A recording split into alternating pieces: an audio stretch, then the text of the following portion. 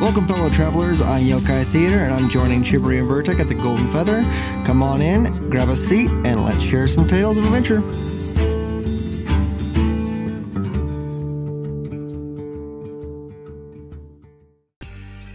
Hello, everybody, and welcome to the Golden Feather Tavern, where your hosts, Chibi and Vertec, discuss Ashes of Creation and important topics spoken about within the Ashes community.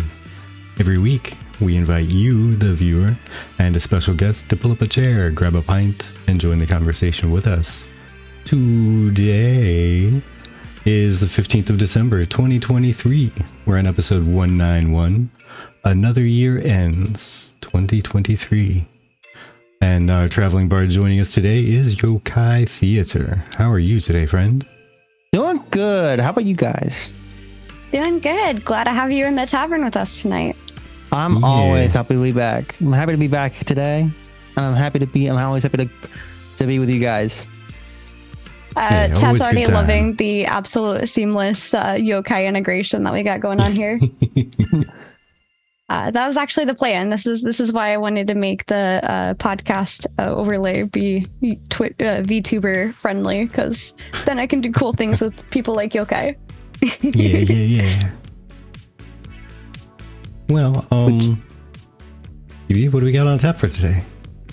Well, just a real quick reminder, today is the last podcast of 2023. We are really sad to miss next week, especially after finding out that Intrepid will be having their development live stream on the 19th.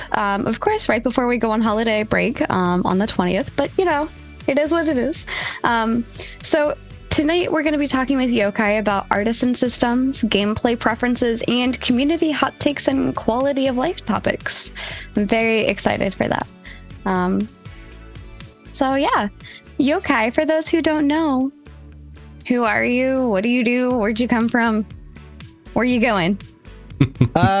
So I'm Yokai Theater. I am a wannabe content creator for Ashes of Creation. I do the discussion round podcast. We just got done with not too long ago, we got done with our 6-year anniversary.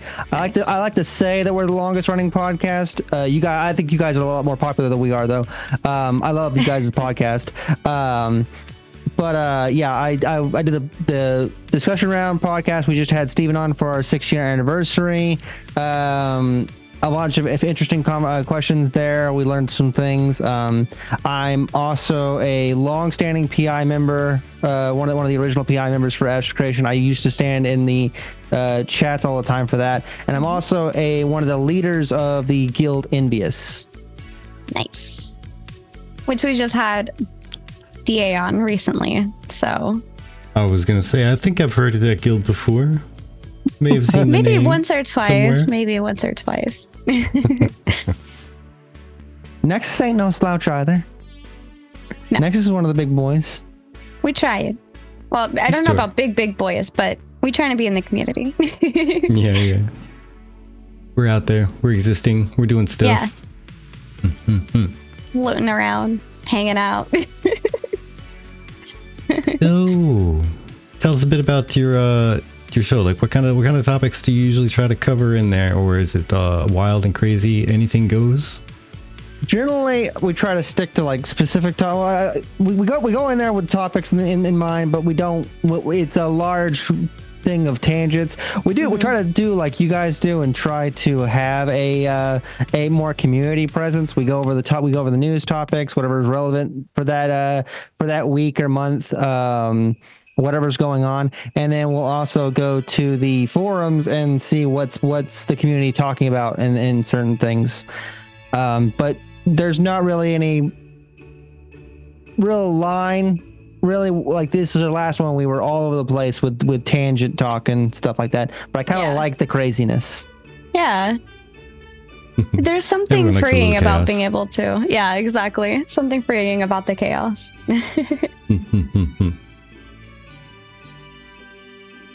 So, what do you think when Ashes goes into the alphas, the betas, and even into launch? Do you think you're going to try and steer a focus to the show, or do you think you're still going to keep it kind of open and whatever happens, or are you going to be looking more at like community events or news reporting and discussion of news or guide type stuff?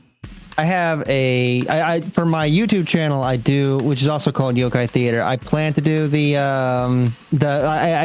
a news take kind of thing. I have an idea and vision for that, and then build videos and stuff and those kinds of things. But for the podcast, the discussion around the idea similar to what you guys do here with the whole tavern theme is it's the idea is to have a drink with it's a nice friendly conversation, sit down with friends and just to cuss, discuss, and have a nice conversation. Cuss, discuss, nice. I like it. I dig it. Oi, oi, oi. Oh my gosh, I'm just trying to remember when we were on the discussion round. Man, time flows by so quick. I tried to think of that the other day and it would not, in my brain, it would not work. Yeah. But it was really, really fun. And are you guys currently streaming it on YouTube when you go live now? Or where can the folks... Thank you so much. Cheers. Where can the folks find you? So I tried doing it on YouTube for a little bit. I switched. I didn't. There's some pluses and minuses to that, but I kind of switched it back over to Twitch for the time being. I'm still trying to figure out what, just kind of switching things up. But right now it's mainly on Twitch. Fair. And you can find him at Yokai Theater, which is, I believe, linked in our title. So go give him a follow. Thank you. Of course. Yeah, I know I've seen a bunch of pros and cons with the whole streaming, like doing the dual streaming stuff. We were thinking about it, but yeah. Sounds like it's going to be maybe more hassle than it's worth because there's a bunch of rules with Twitch. Like you can't even acknowledge that there's another stream going at the same time. I don't think you can acknowledge it. But like from what I heard, don't take my word for it. Do your own research. Do what's comfortable for you guys.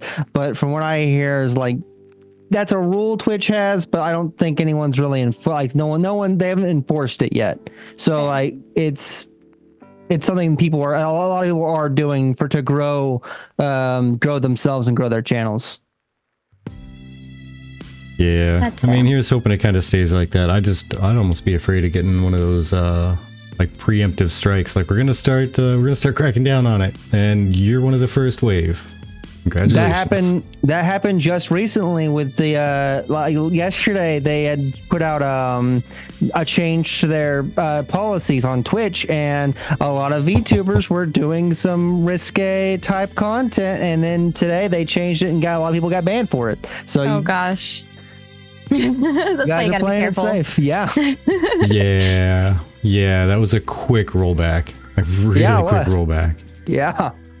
I imagine it would be too. You never know. You never know with the interwebs. Which is playing a dangerous game with their TOS system. That's all I'm gonna say.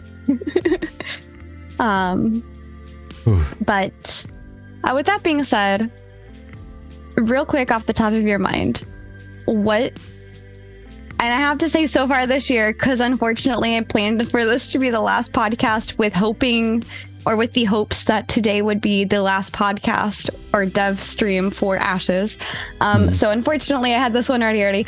Which was your favorite dev stream this year and why? I'd probably have to go with the Caravan stream. I did enjoy the artisan class stream, but I don't think we got really got to see it. I like the idea of the artisan classes, but I think the Caravan stream showed off one of the most important parts of the game. And while it was long, I think that it was long for a reason, right? You need to see the distance between the nodes and stuff like that. You saw the disparity between the tier 5 caravan and the tier 1 caravan. I just really liked everything that was going on with that one. I think it was the most impactful that we've seen. That's a very good one. Yeah, I think that was really fun to see, and everybody was trying to cheer Bucky on because he was going so slowly, and you could just see the difference between the caravans, and it was just crazy. sometimes Steven would back up and like go somewhere else, and by then Becky would finally catch up. But yeah, we have a ad starting in just about 45 seconds. I believe it is a 3-minute ad. But this is to get rid of any pre-roll for the rest of the podcast. I apologize in advance. We don't like these, but with there being ads mandatory on Twitch, I just want to get rid of them so that we don't have them throughout the podcast. So,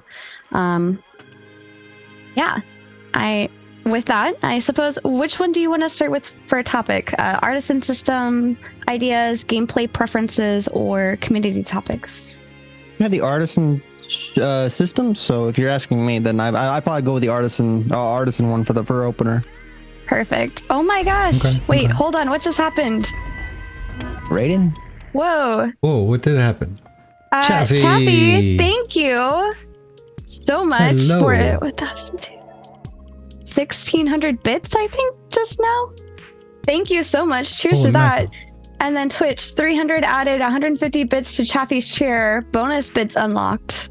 So they added 150 more bits. So that was crazy. Z, hi. Hey, Wow. Z. All the people. Wait, we should definitely do a cheers for that. We don't have that. I need to figure out something to connect for that. But For the bits? yeah, we for can the do bits. that. I gotta figure out something for the bits, for the biddies. But for now, I shall do a cheers as a thank you. And with that, as soon as I can find it, favorite cheers. Huzzah to the good man. Huzzah. Can't hear anything, but just know I said hello and have a good stream. Aw, very Aw, sweet. thank you. Can you guys hear our podcast? I just want to make sure that the audio is going through just I think he fine. might be saying that He can't hear? He's not able to listen right now. That's fair. Yeah. I get it. Okay, cool. I just want to make sure. Yes, you do. They they kept apologizing to Yellow Team. Yeah, Chaffee was the biggest, I think the biggest or second biggest donor in the Minecraft area. Exploded a bunch of people, sent a bunch of people to the pit, and Yeah. then apologized with lots of gifts of supplies. Yeah. Very, very sweet. Has been hanging out with us since then, and very, very nice. Oh my gosh, Demon Soul, thank you. Hello. Thank you for the Prime sub. Thank you for the Prime sub. And I believe we hit our goal, so we're gonna have to do a wheel spin later and put it in the Discord because I don't have it set up for live stream yet. Sorry, guys. But every 5 we do a wheel spin. Wait, no, I think we have one more. Oh, Yeah, because it a looks couple like it did that weird thing again. where it goes 'Cause of backwards, or Because of the train. No, the train. It paused the ad. The ad, timing okay. of it was The perfectly timing. right there. Yeah. That's amazing. I think people are doing that on purpose. They're just I getting the think hype so. train going right when They're we're about like, to cut to commercial. Hello, Like the veto though. button. Veto. All right. Well, sorry for those of you that might get an ad at the moment, but yeah, it looks like we are one away from the goal. Sorry about that. Yeah, I didn't actually resub. Just gave me a notification because I won't be able to put a new sub into. Oh, okay, gotcha. Weird. Yeah, I agree. Alrighty. So, let's see what we got. We have. Let's talk about master gatherers being able to extract mats from bosses. So this comes. Whoops. Let me make sure I get this right. There we go. This comes from a forum post from Demo Straith, and I don't know what just happened. But Oh, no. Yokai is gone, and I it's am? the golden feather. Hello? Yeah, Hello? no, you're here. Okay. I'm talking about on stream. There's just a giant golden feather square. Your video poofed. The video poofed. I can still see my little character on the thing. Yeah, I see you too. Oh. I don't know what just happened, No, honestly. you poofed. I poofed? Oh yeah, you poofed. did poof. Yeah, you're gone. That's that. Okay, but now it's me. No, Hi. yeah, all right. Let me go back into Zoom here. Shuffle. There's there two we of go. us. Okay, anyway, a demonstrator said maybe a world boss or dungeon boss for a cave that after beating it, someone with a mining profession can use a pickaxe to collect the minerals and gems on the body to get some very special, powerful gems. And this actually came, Nick R responded, and this info came from the loot tables thing, and it says master gatherers may have the ability to spoil a boss or a boss's loot. If you want to be able to get those mats from the boss, they're just not going to drop for anybody.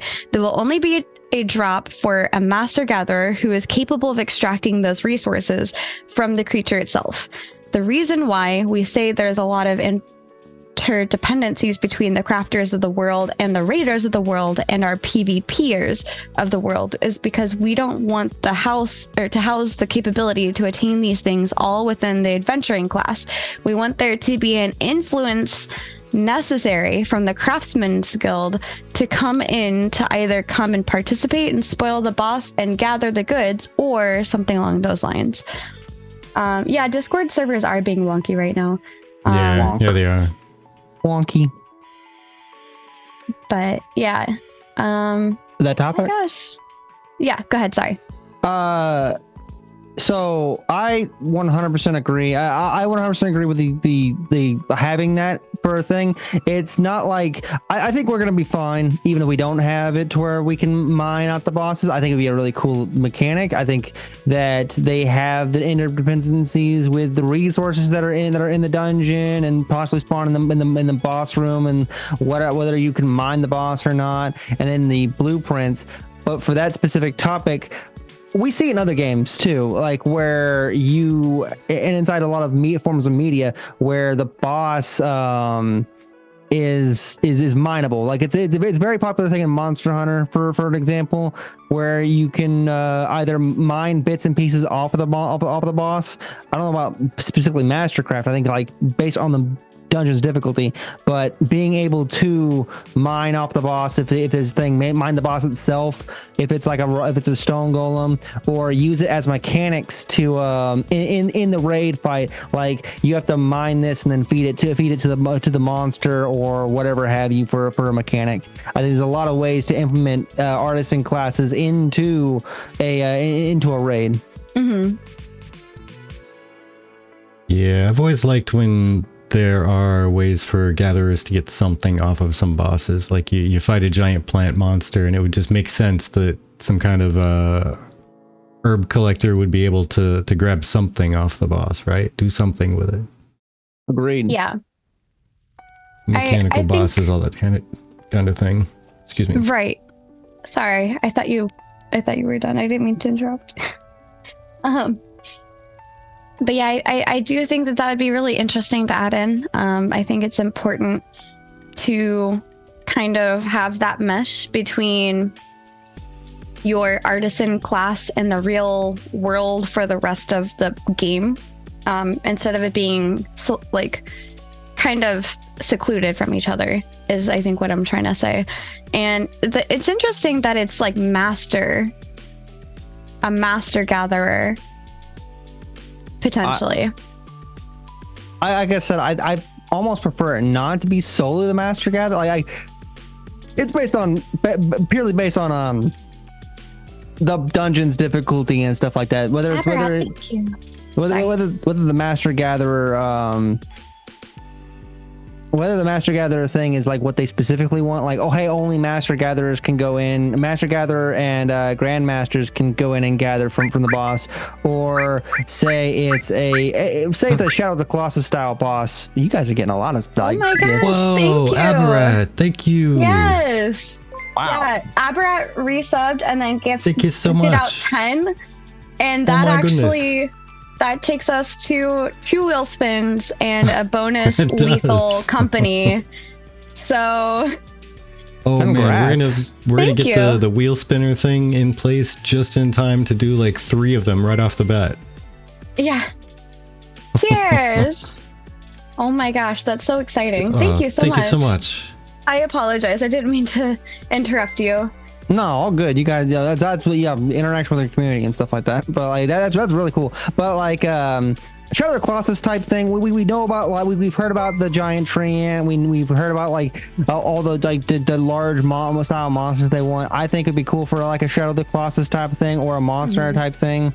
Sand whale or whatever have you, where you jump on the monster's back and you're having there's these node areas you can kind of pick if you're looking for the, like, you're getting that extra bit of resource. Or maybe you've killed the giant stone golem monster at the end of the thing, or this face of sorrow, or whatever it is, and you need a very special person. Like the crafter of the group is the only one that can loot this. Like, people get the boss loot. The loot's still, the normal loot's still there.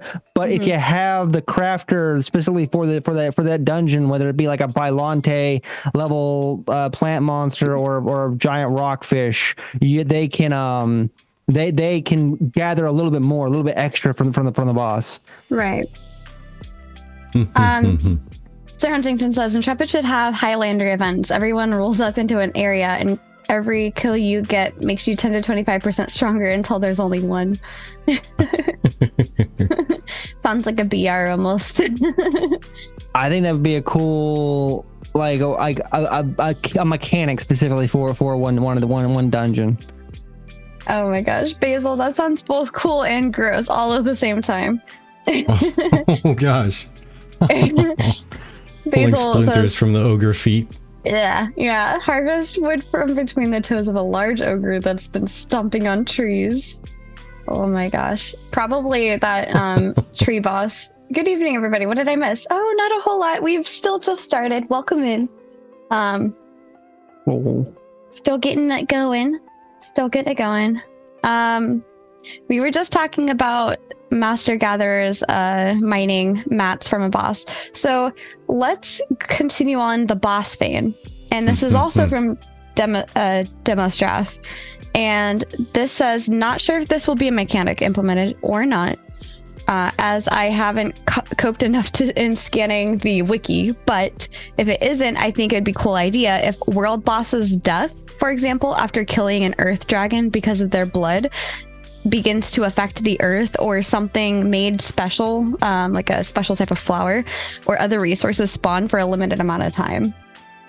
We've already kind of heard about this to varying degrees over the years too, right? Like, right. The Ice Dragon Awakens, especially with the event system with Tower of Carford and stuff like that recently too. Right. The Ice Dragon Awakens, or the story event queues, and so the Ice Dragon flies across the land and makes it winter time, and like how he said, like you've queued the event, this thing happens, the dragon dies, his blood is showering on the land, and so that's filled the land with the dragon's magic, and now these special flowers, this next event queues, and now these special flowers are growing inside the land. This is a specific area that you can now go pick. I think that one's very realistic. I think that's something they almost already have planned and are doing. And I do love the idea. Yeah, I know they're doing a lot of things with that predicate system. Like, if this, then that happens, and if this and that, then this other thing happens. So I wouldn't see it being much of a stretch for something like that to be added in. Like, wherever it dies, something special might happen there, or what have you. Yeah. Even down to maybe how you deal with an invading monster. Like, how neat would it be if an invading dragon were to come down, like that old example that keeps popping up. You're like the dragon from the mountain because you mine too much, right? Well, the dragon from the mountain comes down, and if you somehow find a way to just stave it off for a certain amount of time, it cools off, it chills out, and like goes away instead of just up and killing it. I love that idea for like a treant, like a Bylante level giant plant monster, where the treants are mad, or like a druid tribe of giants or cyclopses or what have you, are mad that you're cutting down all the trees, and so now that like their giant monster horde is now going to attack the thing, or you've awakened the treant or Bylante level monster, or the opposite direction of it. That's how you do damage to the monster, is like these special trees are now spawning over the place, and so now you have to not only kind of hunt them down, but also like chop them down to either awaken it fully, kill it, do damage to it, or queue up the next event. Yeah. Yeah, I think it's really interesting because we've seen a lot of things happening predicate system wise on, you know, if this thing happens, then it spawns a boss event.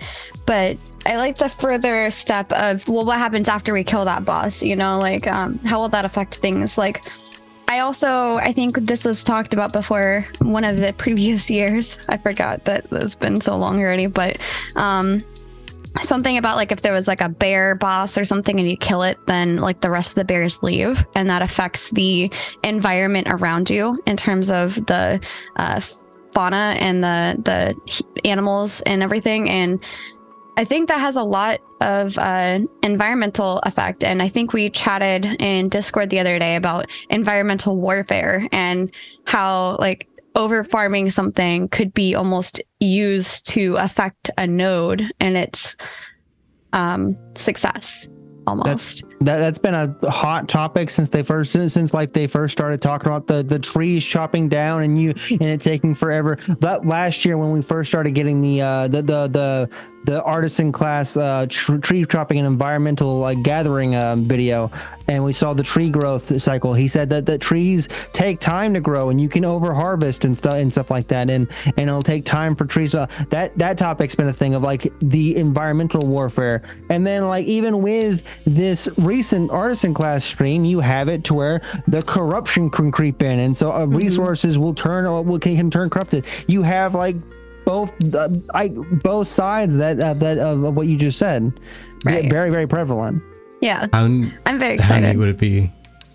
How neat would it be specifically on this topic with world bosses affecting their region?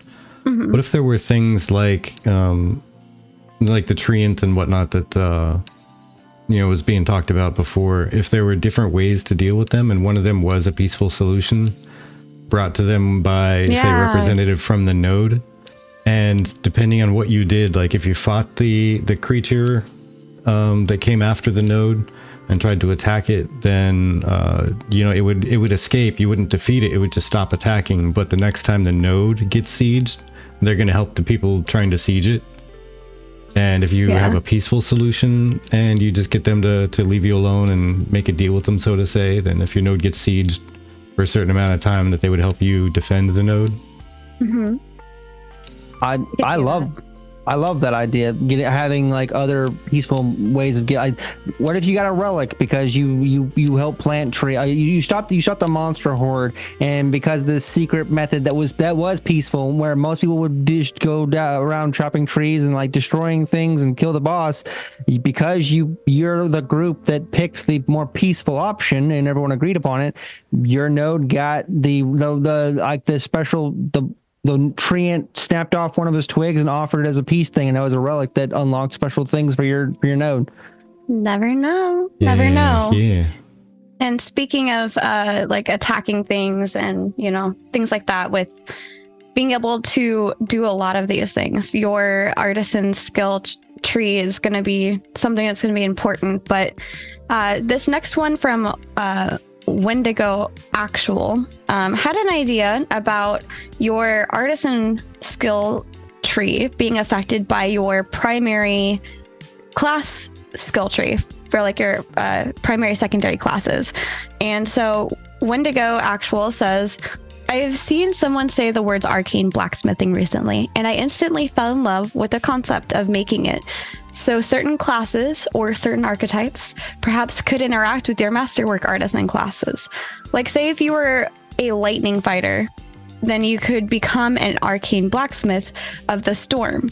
As your works become imbued as a base with some amount of lightning magic damage, which could be fun as an extra layer of badass gear that comes with more that becomes more powerful than the rest of the normal stuff if you get masterwork arcane smiths to make it for you. It could even be fun in another type of way where, for example, you are an ice mage. Your flames could be like the blue cold fire flames of Cold Harbor from ESO, where your frosty flames strike a chill to the very core of any piece you work on. So just having a lot of interaction with what your primary and secondary actual, like, I forgot, adventuring class, I think is what it is. Having that affect your artisan class. I definitely like the idea of build diversity and having that thing. The way he describes it, the way you tell it, I'm automatically brought to think about a Log Horizon and how you have your job class, your life skill class, and it does kind of contribute towards your actual like main class, what your main class does into a degree.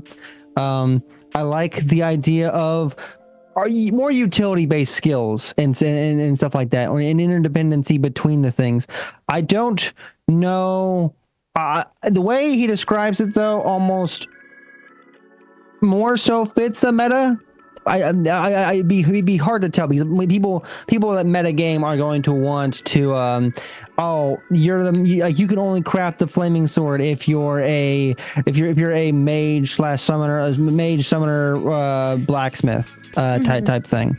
So I both I really like the idea, but I also see some inherent problems with it as well. Yeah, I see the same problems, but the same benefits also. Like, how neat would it be if, and totally, by the way, not asking for this to be done for the current plans of the game, but in a future expansion, it'd be neat if your primary class alone, just your primary at least, would have an impact on your crafting. Because you could totally play off of that. You could have your, let's say the tank would end up adding more defensive type stats to gear. And say a mage, like the example in there, would add elemental stats, be it resistance for armor or offensive for weaponry.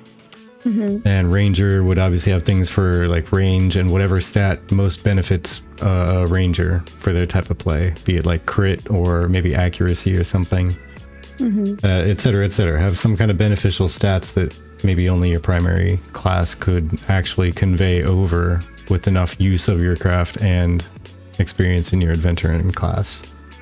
Yeah, and sorry, there we go. Roka says it would certainly make items more rare, which I'm all for. Yeah, it'd make them more rare. It might also make certain items more rare. Sorry, I read that wrong. No worries. Yeah, but it would also make the search for those items, I think, more of an adventure too, because you'd have to find like your hookup, your person, like if you're a tank, you got to find your tank that's making the shields with additional physical protection or whatever, or dodge, or just more health. And then you also need to make friends with your mage that's going to add more elemental resistance for when you need elemental resistance, right? Yeah. Definitely of the opinion that scarcity is a good thing. I'm of the minority, I think, where I think scarcity is a good thing for the game and for the economy. I'm one of those people that thinks that we should only be really having one grandmaster tree. They should go back to the original. They should go back to like how they kind of like made it seem originally, where you focused on one really and truly one artisan class, and that's all you really did. I'm more I like that kind of system in these war type games, these PvP type of games. I'm more familiar with that kind of thing. But and this system you're describing really kind of fits into that, like where you fulfill a niche and you're one of the only people, like, so you have the market for that kind of thing kind of nailed down, and it's that scarcity that makes that thing way more fitting. You play a role, you're fulfilling that role as well. Yeah. I think it'd be interesting to have that. I think I like the idea of being able to imbue your crafts with your adventuring class, but I'm not sure. I'm not really sure how much work that's going to be on Intrepid's part. I think it's a little what's the word I'm looking for? I always forget this word, but ambitious. As ambitious as Intrepid is already being, I feel like this just adds to that ambition with like including your class adventuring class into your artisan class crafts. But I feel like we should totally have you on again at some point. Maybe in the new year when we do a new thing that we're going to be announcing in January. It'd be really cool to have you pop in and just kind of share thoughts a little bit more freely. Because I have an opposing idea from you, or opposing mindset from you on the artisan mastery. Always happy. Very excited to explore that and hear your thoughts. Always. I'm always. Let me know, and I'll be there. Sounds good. Nice. So this is going to bring us over into the topic of gameplay preferences. Transparency, specifically, loot transparency. Should there be loot transparency? Along with most people, I believe the encounter rate of the boss, and this is from Southern Reaper on the forums, from the boss should be used as a guideline on drop chance. However, I also wanted to emphasize that transparency in those drop rolls should be put out in some form or fashion. Whether it be through a drop table we can check for the specific rates, or through a general guide like common, uncommon, rare, etc. given to us.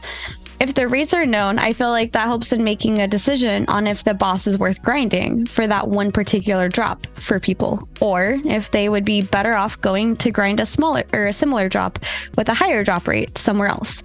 For instance, if a boss has a blueprint for a sword that drops at a rate of 1 out of 256 rolls, but respawns every 6 hours, or another boss drops a similar sword blueprint at a rate of 1 out of 50 but spawns every 48 hours, then people can make a more informed choice on which one they would want to spend their time on. Now, I have my opinions on this, but I want to hear yours. So it's very weird that this is a topic, because we over at the Envious Discord right before the show started, I was over there. We were having a very heated debate about this topic among a few others, but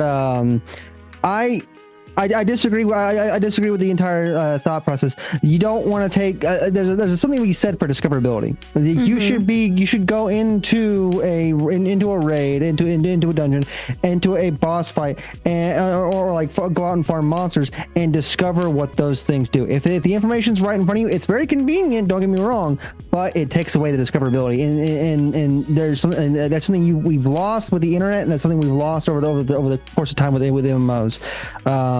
Also with how I think gear should work with a boss in a dungeon as well. So it contradicts with this as well. So I am very much against full transparency when it comes to what a boss can drop and what can do it. All that stuff. I'm more for discoverability and secrecy. You know, I think this is a perfect opportunity for scientific nodes to shine. Because if scientific nodes in their little library or academy, I forget what the name of their special building is. I think it's both, actually. Like, it's a library, academy, something. Either way, when it gets to a certain level, it can start, along with keeping track of deeds done and places explored and things found and whatnot. It could also keep track of like loot and whatnot that dropped off of key rare mobs and dungeon bosses and such. But then if that scientific node gets dropped, if it gets leveled because they went into a node siege and someone destroyed it, then all that data would potentially be lost. Right. New scientific node. Hopefully another scientific node has been keeping track of some stuff in the local area, and maybe if another scientific node gets to Metropolis, it can start collecting that from all the other ones in its ZOI, you know? A Library of Alexandria kind of situation. What if just like the relics, the information stored in said library became a lootable thing for the winning army as well? Yeah. Ooh. I think that's actually really cool. So I I'm glad you brought that up, because I'm of a different opinion about it when it comes to. I now think that with the kind of RTS kind of like building systems we have for nodes, that we shouldn't, like, that node types shouldn't be a thing anymore. I think that they should be like, I don't like a lot of the superpowers. I don't like the idea of teleportation. I think teleportation should not be like family teleportation. World teleportation shouldn't be a thing. Faster travel's fine, like carts and monster and like mountains and stuff like that. But I think that if you're going like some of the power, I think some of the powers I think should be more spread out. So the RTS kind of building, like if you want to build a library, if your node wants to build a library, maybe build a library. I think every node should have the bounty hunter system. It shouldn't just be military nodes. So I'm of a opinion that we should revisit the thought process of node types, and instead have a more node building gives power, and more that RTS kind of build my node, how our mayor builds the node, kind of how is more convenient for the people. So before I say my opinion, Roka says, I'm going to just go back and forth on how I pronounce her name. I'm sorry. I don't think there should be a pre-made drop table from Intrepid side for every monster, but I'm pretty sure, or I'm sure the players will make a website of their own by their own experience. And I agree with this. I think what I was going to say, not that this is my opinion on the subject, but what like my opinion on the community is, if Intrepid doesn't do it, somebody's going to do it, right? In the name of content, somebody is going to do it. Hey, for my drop guides, check out over here, 100%. But, okay, thank you. But my opinion on the matter is very similar to Vertex, but I do like that this is rewarded to you in game, because again, each server is going to be different. So what if the drop rate is different based on what is going on in the world, right? So let's just go with an herb that might be gathered. For example, in server A, they have farmed their herbs. They've gathered a lot of herbs, and that herb is a little bit more rare. And because of that, the drop chance of this mob dropping that herb is a lot lower compared to server B, who hasn't gathered as many herbs. Herbs. Herbs. As server A has. So Z's over there picking on me. I just think it'd be kind of cool for server B's boss to have a higher drop chance, because they didn't gather the herbs as much as server A did. But I also like your idea, Yokai, of but sorry, I'm laughing at chat. Okay.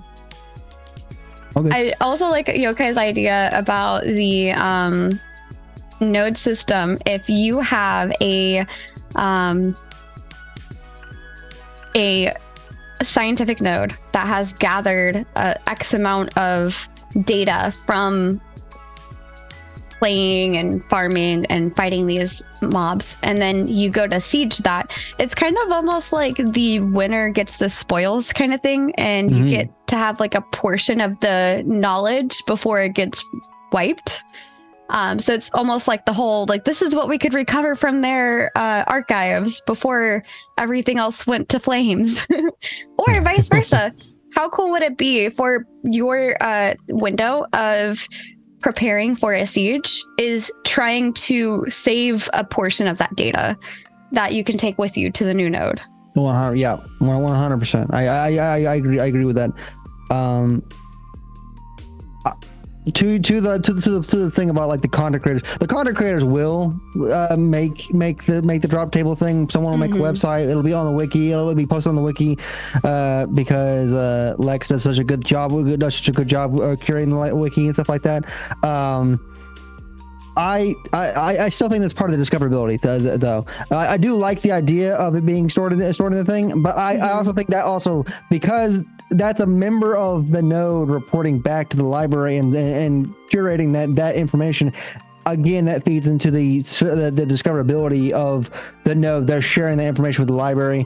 I think also that we're probably going to see based on how the event system works and how they've described that kind of thing, that based on like, oh, if it's raining or what time of season it is, or if a story event is queued, that the drop tables will change based on that thing to where the loot may change entirely. So you have this iron set that, or like dragon set that's at the raid, but because a storm is happening, the dragon is now thunder charged, and now you have an electric thing, or it's a nighttime daytime thing. So like depending on the time of day you raid, you'll get the nighttime daytime set or drop tables, and the seasonal drop tables and the events and the event stuff and stuff like that, so on and so forth. Based on the raid and whatever they decide they want to do with that whole system. Yeah. No, should probably scoot along to the next topic, but I did really quick wanna make a comment on your mention of wanting to take the nodes back to basically the mayor builds them up as they wish. I think it might actually be a benefit to keep it how it is, just because if one mayor to the next decides to completely revamp everything, you decided to make a certain node your home, and now a mayor is absolutely wrecking it by just changing the type. And it's not like a wrecking it that could get them ousted or in trouble. It's actually built into the game, so it could end up really destroying where people try to plant their freeholds, where they try to plan to do a lot of stuff with their guild, etc. I think that could have huge implications there. I see your point with that, and like I said, I know I'm in the minority with my viewpoint. We are already in that kind of situation though, because of how the artisan trees work and the artisan stations, where like if you already have to build based on the node stream that they did, you have to build very specific buildings to be able to craft very specific things within the node. Whereas if someone goes back and changes that, your entire planning phase for that node is already changed. So we're already in that world. We're already in the world you just described. Yeah. So on the topic of sieging another node, kind of in the same vein with like guild v guild, DMN _ on the forums had a few different ideas in reference to other games on how guild versus guild works, and I will allow you all to read all of that, but the takeaway that I wanted from this is their question at the end: how do you envision GVG landscape in Ashes of Creation, and what elements from other games would you like to see embraced or avoided? GVG landscapes and stuff like that, I would like to see the territory system. Steven's already described a very, very interesting way of doing it. They're fixing mistakes that I think they're taking a very large step from what Arcage did. Arcage's GVG system, you could deck, your guys could leave, and like based on like you kill a bunch of people, and then you're ahead, and then you just like have all your guys log off and do that. Whereas in like the GVG system that Steven's explained how he wants it, is more objective based. You're going in there, you're defending objective. It's more an actual war game of you're defending your territory and things, similar to how it would work in like an EVE Online kind of scenario, or I'm drawing a blank on other war games right now that do this, but I think they're definitely taking the approach from what Arcage does, the main game that Ashes is kind of taking inspiration from, and fixing all the problems with that system. Yeah. Thank you for the lick, Nuclear. Lick. Yeah. Cheers, Nuclear. Nuclear. Nuclear. Nuke. Nuclear. Yeah, I honestly don't know. This is one of the questions that I really don't know much about, mainly because I haven't really been involved in any game that had organized guild versus guild type activities. Yeah, same. So there were some things that were organized by members of the game itself, like players of the game that would, just say, hey, we need to take a drink of water because he's giving us a hydrate and a stretch. But our guild would organize stuff and say we got to go do this, And that because we're gonna go have fun, and by the way, we're also, you know, quote unquote at war with this other guild, so we're gonna happily coordinate with them to meet on the field of battle. And that's about it. So I honestly have no idea. Like I played Ragnarok Online, but I never got to any guild versus guild content. That game was also like 712 years ago too, so things may have changed since then. Yeah, I'd like to see it as open world as possible to match raids being open world. That's fair. Let the player friction happen, you know? Perhaps you might have more of an opinion on this one then. This was from our own friend, Sulfrin, around data obscurity and ashes. So how much data do you think should be a person should be able to see or hide in the case of ashes? What side of the fence are you on when it comes to obscuring others' access to data? So would you like to be able to hide your health and mana from other players? Would you like to be able to hide the armor you're using from other players, etc.? This was the very, very heated debate that I literally just came from in the India's Discord. We were literally I had like two sides debating this topic very, very, very fiercely.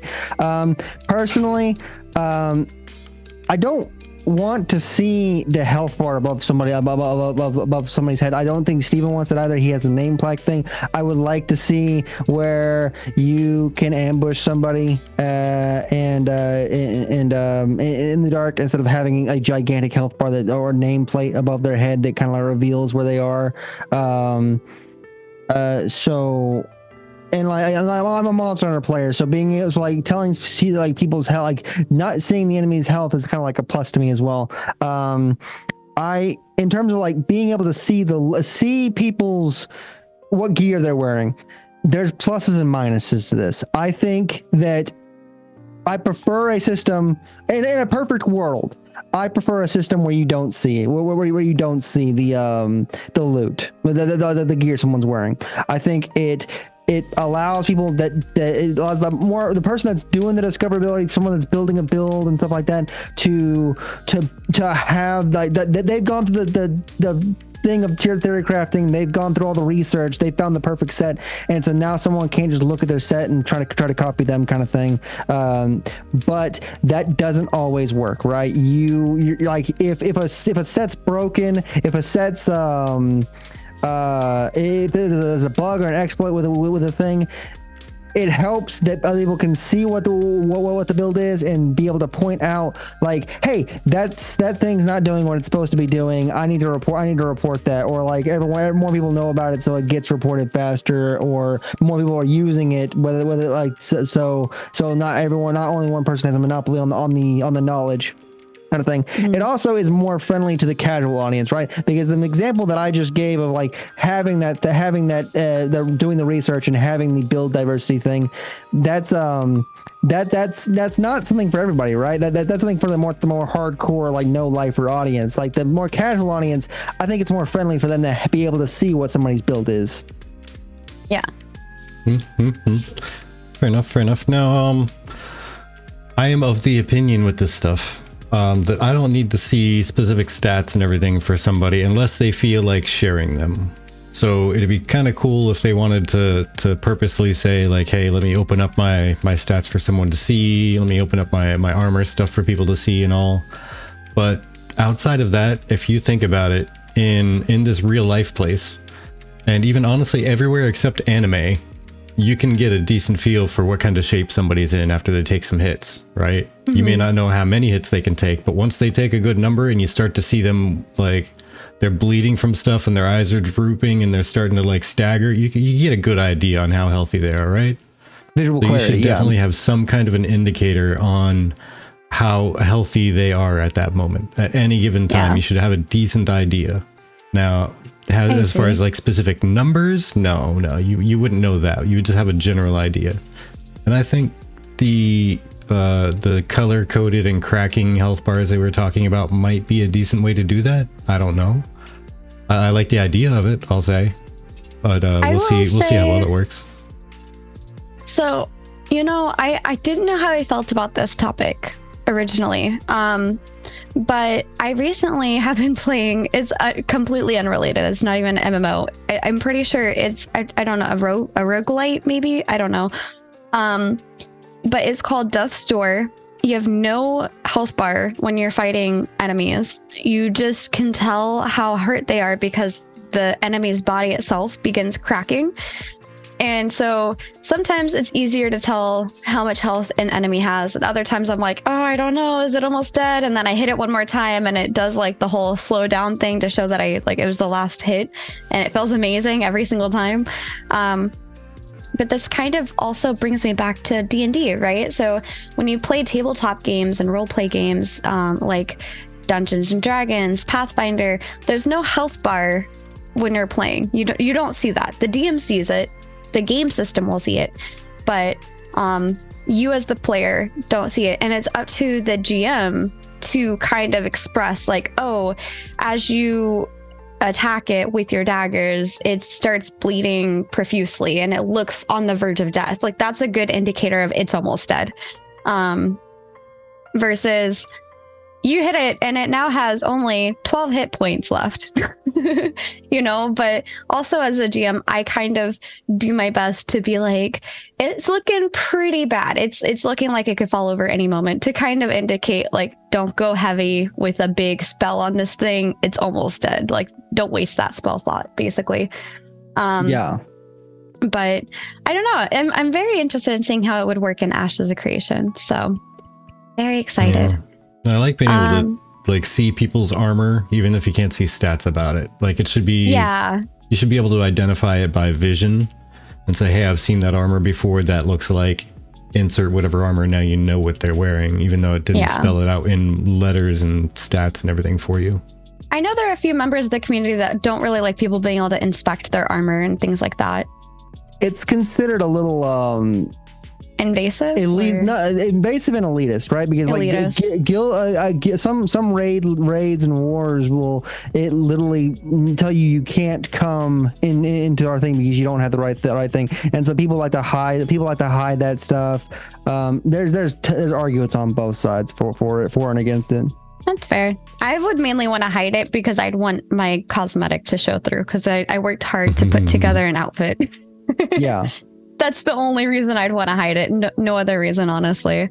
All right. So I'm going to do a couple of speed round topics in the community topics, but then a hot take afterwards. Yeah. Super quick, like 1 minute responsiveness. Pow, pow, pow.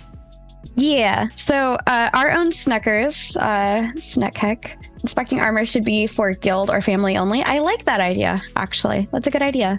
Sneckers gave a response or a suggestion on improving the lighting points and even did a really good job of showing another game's example of how the lights kind of diffuse versus the way that Ashes has it. And now that he's put these screenshots, that's exactly what I think is missing. And so for those of you that missed it, with one of the more recent live streams, they showed the day-night cycle, right? And the lanterns look intensely bright compared to the rest of the scape. And I don't know. For me, personally, I feel like what Sneckers is suggesting would be a good improvement and a nice quality of life improvement. What are your thoughts? I like the 4K version. Like if you watch it in normal and 4K version, it's really different. I like the level of darkness that we have in Ashes of Creation. I do really enjoy what I'm seeing with Sneckers' visualization of the light. I do like a darker, more mysterious nighttime. Yeah. I like that as well. I don't like it so dark you can't see, but yeah. Yeah, see, I like the darker nighttime, but I definitely believe that light needs to travel a little bit further than they have it set up currently. And you know what? As I keep saying, this isn't even like Alpha 2 yet. This is still pre-Alpha 2, so they may have just put in that system and not really done any tuning to it. So that's also why I called this quality of life. It's just it's a nitpick that is not necessary. Yeah, for so between the that game and to the operate. lightning bolt thing that came up before, like just disperse the light, diffuse the light a little bit further, make it go a little bit farther distance, but a slower fall off. Yeah. It feels like one of those moments where somebody explained something in a way that you were trying to convey it before but didn't know the right words. That's how it feels for me with some of these. Yeah. The second quality of life item is people would like to be able to adjust which order their characters are in. What? Like when you go into the login menu and you have your list of characters, it's not important if you don't have alts, but they just want to be able to move like the order of their characters. Generally, what I've seen in most games recently is that it's in the order that you've played the character in the last. I could kind of see that, but also it's not. It's a flavor thing. It's a non thing to me. Yeah, that's fair. It's not terribly important to me, but it's definitely a big plus. Yeah, definitely a big plus, because I like to have, you know, in order of my preferences, usually how I put them in. Like, this is my main at the top, and then my primary alt, if that makes sense, and then this is my crafting someone, and this is my whatever. I'm just hanging out in town because I like the people in this node and I want to talk to them once in a while. Yeah. I'm gonna be honest, I like I don't know if it's like a slight OCD thing. I like ordering my characters in order of what level they are. I don't care when I played them. I want them to be in the order of like level from highest level to lowest level. I don't know why. All right, so sorry, go ahead. We're short on time. It's a nothing thing. You can go. Okay. Controversial take. Achievements.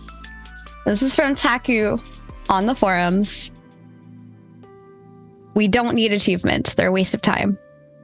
I disagree. I achievements are progression is a major thing of MMOs, and progression is a major thing of gaming. Achievements tell you, depending on what achievements do, now mind you, is a big thing. But achievements, titles, collectibles, in some way, shape, or form, you feel rewarded. It's a thing that, like, it's a big plus to basically everything you do in the game. It gives you a sense of purpose, and that's a thing. Achievement collecting has been a thing inside games for forever, and it's one of the main things people fucking do. Sorry, curse on all you guys. All good. You were very like inspired by this topic. I love achievements. Just saying. For one thing, it's not necessarily about the, you know, comparing whatever sizes or anything so much as, hey, look at all this fun stuff I've done. Look, it's keeping track of like how many times I've done this or that or the other, and hey, let me look for something to do. It keeps me engaged, because I see something that there is to keep track of and I haven't done it yet, so let me go ahead and do that. And yeah, achievement points don't hurt anybody else if they like them or not, so why not? Yeah, just build them in. The game's gonna keep track of it anyway. Depending on how the game does them. Right. I also really like how one of the people here, who was it? Ka responded, in a game with so much to do, having an activity log as a helpful in-game addition, even if it's called an achievement. It does give you some sort of direction on what to go, because if you're like, oh, I don't know what to do, and then you're like, I'm just going to go do an achievement, like, that gives you a purpose for the day, especially after a while. When you hit max level, there's nothing to do for leveling. Like, you know, I tend to stop doing storyline quests when I hit max level, because I don't want to like miss out on the XP that a quest gives. But I don't know how that's going to change for Ashes, to be honest. I think it's also going to take forever to get to max level in Ashes comparatively, but yeah, I don't know. I love achievements, especially if they reward you with things like, you know, cosmetic unlocks and titles. And I don't know. I like that sort of thing. It's more like when, you know what? I just thought achievements are for the people that like to 100% a game and unlock all the achievements just to say that they did it. But also, it shows like how long you've been playing. I loved looking at an achievement and being like, oh, I've been playing since such and such achievement. It's just more like a pride, I guess, a game pride. Collectible cosmetics are also, you guys are WoW players, like the collectible WoW, the collectible, like you did this achievement, you did this thing, it's an achievement to you. You got the Beatles mount skin or whatever have you, that represents that you did this thing. It's a bragging right. It's a thing. Some games have it to where you get titles that give you powers. That's debatable. How powerful they give you, how powerful they the achievements can be, but achievements are important. They're like I said, they're bragging rights. They give you a sense of purpose and stuff like that. Yeah. Yeah, Goldwood. That one's gonna kill me. That one's gonna absolutely kill me because I am a 100%er. I'm a completionist with stuff, not for bragging rights, but just because it can be done, so it needs to be done. I need to do it. Question for that specific achievement though is if being a part of a guild gets you that achievement, or if you have to be the guild, the person that owns the castle. It would be nice if it was that being a guild that whole guild owns thing. castle. Yeah. That'd be neat. Can I join your guild just for like a month, man? Just really quick, just so I can get the achievement. That's it. Yeah. Oy. Achievement will be Metropolis Mayor of every no type. Oh no. No. Wow. Problem is that I would cry. I would cry very much, and I would beg people to make me the mayor of a stage 3 node that they know is probably going to get wiped out here soon. Can I just be a mayor for like a day? Yeah, just a day, man. I promise I'll give it back. My achievement log needs it so badly. Oh my goodness. But anywho, thinking of knowing things and needing things so badly, Yokai, we are about to wrap up today, and we need to hear anything that you would like to talk about. Would you like to plug any upcoming projects, videos, or show dates, or anything nifty at all? Anything that I have a lot of things coming down the pipeline. I don't really have anything to share today. I'm unfortunately. We had the discussion round podcast with Nice Gaming and DA this Sunday. I'd love to have you guys on sometime soon. Eventually, maybe in the new year or something like that. But as for other projects, I have a lot of stuff in the works, but nothing right now. Nothing till like after the new live stream or coming in the new year. Gotcha. Well, hey, then in that case, I'm just going to go ahead and do the little guest command here. We're going to pop out all of your socials. Please check out Yokai's stuff. Also check out Envious. Yes. And Chibi, would you like to have any closing thoughts? I'm just gonna say the same thing I've said the last couple of times. I'm really sad that the last live stream is after today. I know. Are you guys excited for the expectations and excited for the next live stream? Oh yeah, we are. It's just we're going to be traveling during this time next week, so we won't be able to do a podcast after it to talk about it. So we're just going to do a live. We're going to do not a live, but an after the live stream watch party. A watch with the party. video. Yeah. An evening watch party. Yeah. Yeah, an evening time watch party in the Discord. Do you have like a bet for the quarter? Oh. Not a bet per se, but we've been saying like Q2, Q3 ish. Yeah, I think Q3 is too late. My money's on Q2. I think Q3 is too late. I think Q3 and Q4 are too late. Yeah, fair. Yeah, we shall see. But either way, thank you everybody for hanging out with us. Thank you for chilling. Thank you for chatting. Thank you all for the bits and the subs and the resubs. It's so very much appreciated. Absolutely. And I will be posting those 2 spins in the Discord after this. You just got raided too. Oh no! Did we? Because oh no, you probably saw that. Validus Gaming raid with 17 people? No, we're raiding. Oh, we're about to raid over there. Yeah, that's the countdown for us to raid over. Yeah. So thank you so much. Thank you for hanging out, and the countdown timer is almost gone, so we're done. Yes, your support, the greatest support you can give us is hanging out and chatting. You did that in spades. We love you for it. You could have been doing everything, including raiding Vladis right now. Catch you later. Bye. Bye.